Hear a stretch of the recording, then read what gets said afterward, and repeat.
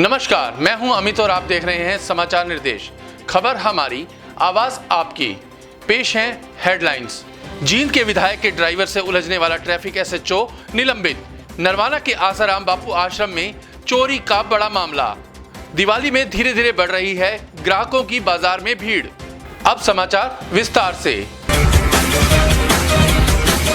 जींद के विधायक कृष्ण मिड्ढा के ड्राइवर से एसएचओ ट्रैफिक को उलझना महंगा पड़ गया।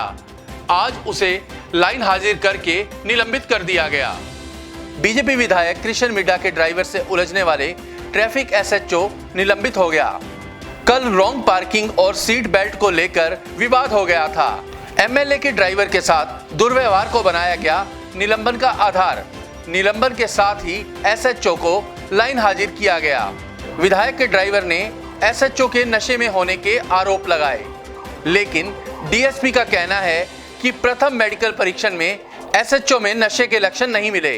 वह शारीरिक जांच और वॉकिंग जांच में फिट है, लेकिन ब्लड सैंपल की रिपोर्ट का इंतजार किया जा रहा है। विधायक जी एक जो वेंकट आलय है उसके मूर्त पर आए हुए थे और उनकी जो गाड़ी में ड्राइवर बैठा था, गाड़ी खड़ी थी बाहर उसके ड्राइवर जो गाड़ी के अंदर बैठा था उसके साथ जो हमारा जो ट्रैफिक सिटी का इंचार्ज था उन्होंने उसके साथ मिसबिहेव किया था और इस पे संज्ञान लेकर माननीय डीआईजी के एसपी जींद ने मेरे को आदेश दिया था, भाई ऐसे ऐसे पता लगा है तो उसका मेडिकल कराओ पहले, कहीं उसने कोई शराब तो नहीं पी रखी, क्योंकि उसकी बोलचाल की भाषा से ऐसे लग रहा था जब नशे में।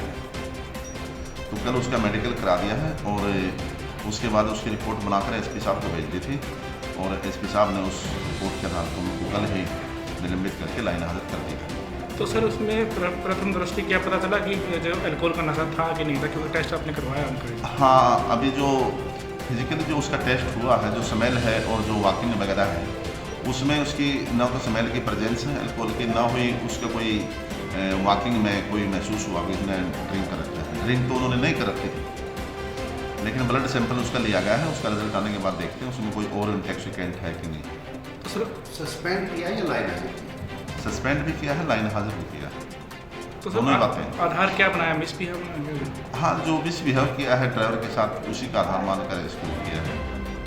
तो आगे क्या कार्रवाई रहेगी इस पर? आगे उसकी जो विभागीय जांच है वो श्री साधुराम जी डीएसपी जींद हैं, वो कंडक्ट करेंगे और उसी के आधार पर दोषी और निर्दोष साबित होगा।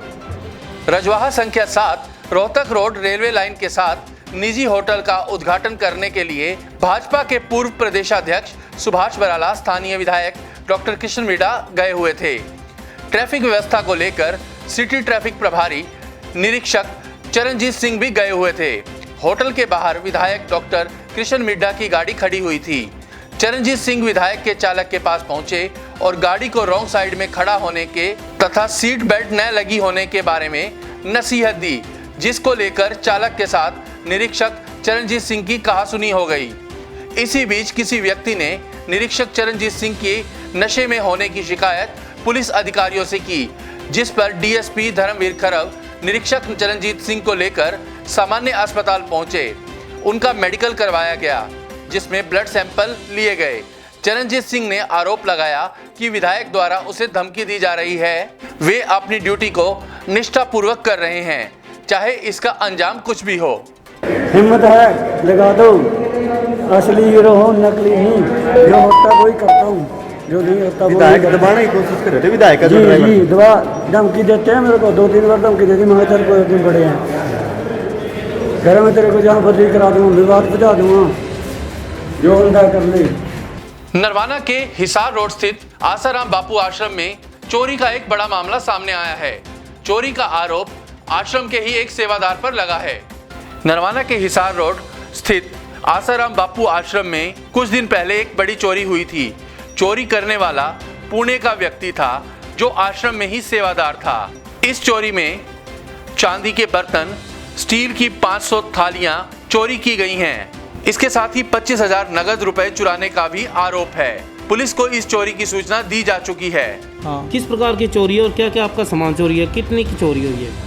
सर यहाँ पर मतलब अपने सामान की चोरी हुई है। काफ़ी सारा सामान है, जैसे कि 3 दरवाजे हैं अपने लोहे के, 3 गेट हैं और यहाँ पर गन्ने के जूस की मशीन थी, वो भी मतलब चोरी हो गई थी। अभी पुलिस वालों ने उसको दिलाया है, पर अभी एफआईआर दर्ज नहीं की है चोर के ख़िलाफ़। यहाँ से 25,000 कैश भी चोरी हुआ है पेटी से, और इसके अलावा चांदी के बर्तन हैं, इन्वर्टर बैटरी है। इन्वर्टर कल सर ने दिलाया था वहाँ से, दुकान से बेचा था चोर ने, जो यहाँ पर रह कर गया था, जिसको विश्वास पात्र बना के हम लोग रखे थे, पर वो वहाँ पर धोखा कर गए। अच्छा, आपका यहाँ पर बंदा रहता था जो यहाँ पर हाँ, चोरी किया? मतलब वो अनुष्ठान के लिए आया था कुछ समय पहले। कहाँ से आया था वो पुणे साइड से आया था। पुणे इस से तरह साधक मिलता रहता था, तो अपने को ये पता था पुणे का है और मुंबई साइड का है।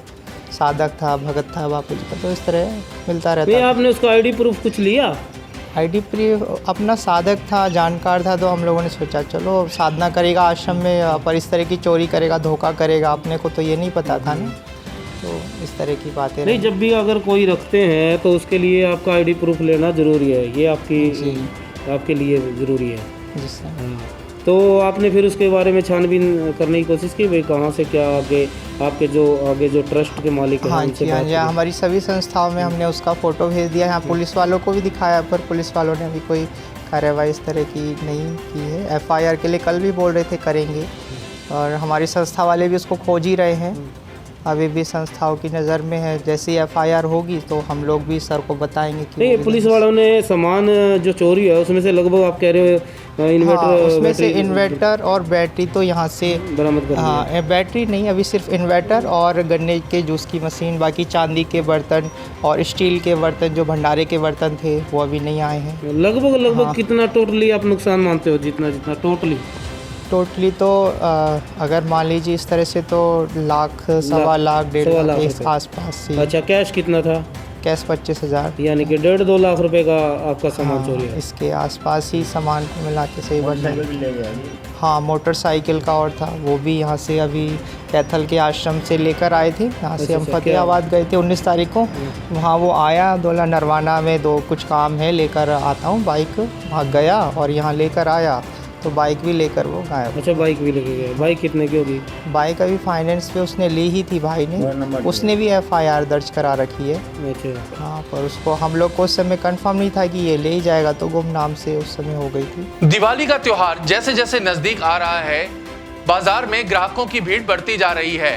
हालांकि पिछले वर्षों के मुकाबले यह भीड़ काफी कम है, लेकिन दुकानदारों को उम्मीद है जैसे जैसे दिवाली नजदीक आएगी उनके व्यापार में भी वृद्धि होगी। दिवाली के त्योहार के नजदीक आते आते दुकानों में भीड़ बढ़ रही है। हालांकि यह भीड़ पिछले सालों के मुकाबले काफी कम है।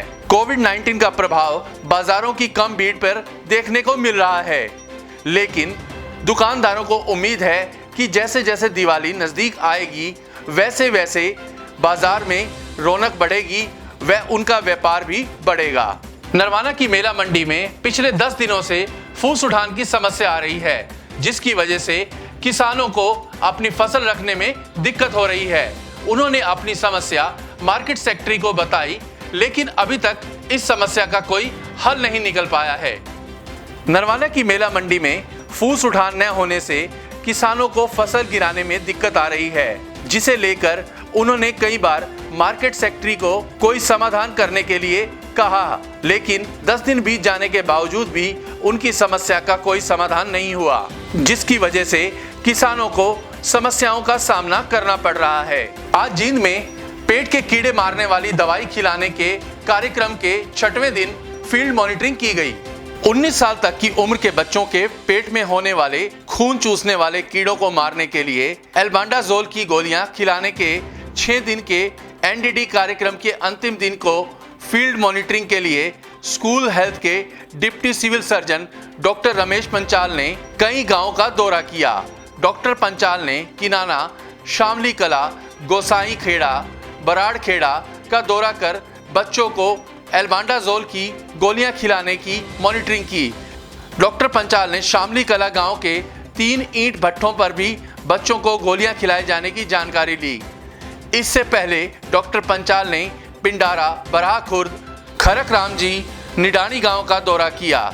उन्होंने कहा कि बच्चों को स्वस्थ रखने के लिए यह कार्यक्रम चलाया गया है।